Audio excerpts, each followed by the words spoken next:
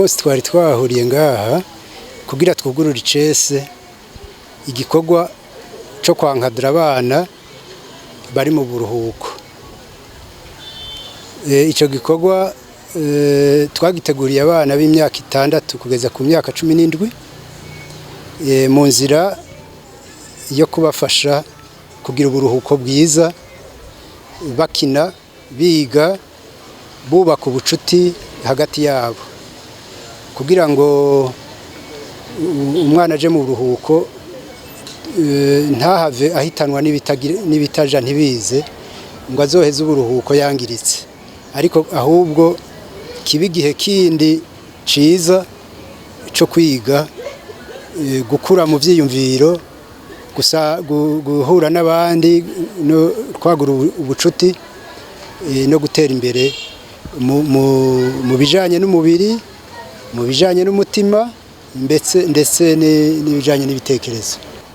Iki gikorwa catunganijwe n'urunani, novuga urunani rw'amashirahamwe 3, ishirahamwe Rare Monde ariryo nserukira, ishirahamwe Inamahoro, n'ishirahamwe Mijebe. Hari n'irindi ryatwemereye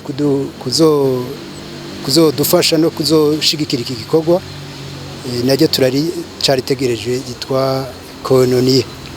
Iki gikorwa gifise intumbero yo kubaka amahoro n'umubano mwiza hagati ya communauté z'impunzi, tubihereye mu gwaruka. Iyo tuvuze ugwaruka tuba tuvuze n'abavyeyi. Rero abatumiwe ni communauté zose, duhereye kuri communauté locale, aba baduhaye indaro, tugaca tuza kuri communauté y'abarundi, communauté y'abakongomani na communauté y'abasud Sudan. Abo bose twari kumwe mwababonye. Twibaza ko bizogira akamaro kanini kubijanye no kunguka ku mpande zose, kubijanye n'indero y'ugwaruka.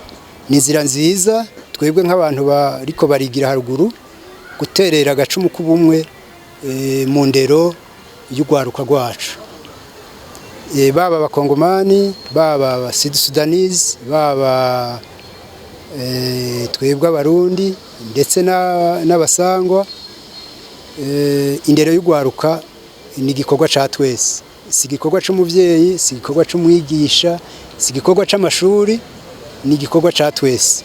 Umwe wese arafise ico yoterera kugira ngo indero y'ugwaruka ibe nziza, ndetse n'uyu mugambi wo kubaka amahoro arama mu karere no muri Afrika ni nk'urubuto n'urugemwe tugiye gutera.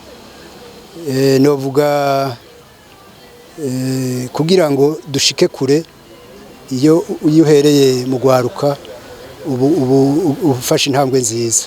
Ni inzira nziza yo kubaka amahoro, ni inzira nziza yo kubaka umwumvikano mu mageneration y'ubu n'ayazoza ejo.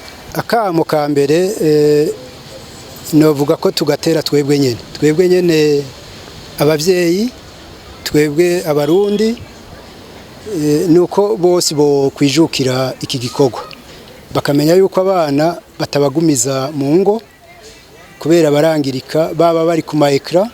Urabona ubu ko ari ico kintu gitwaye abana cane, amaekra ya telefone n'amaekra ya televiziyo, bica bihamagara bimwe vya sedentarité n'ingwara zivuye ku kutagira muvumo.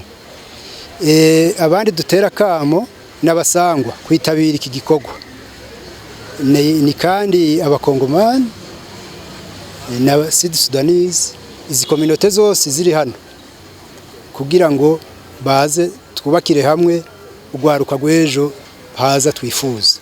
Abandi nabadukurikirana bari kure, nabo bodufatira kwa karorero, bagakora ibisa n'ivyo mu ndero nziza y'ugwaruka rwabo ariko rwacu.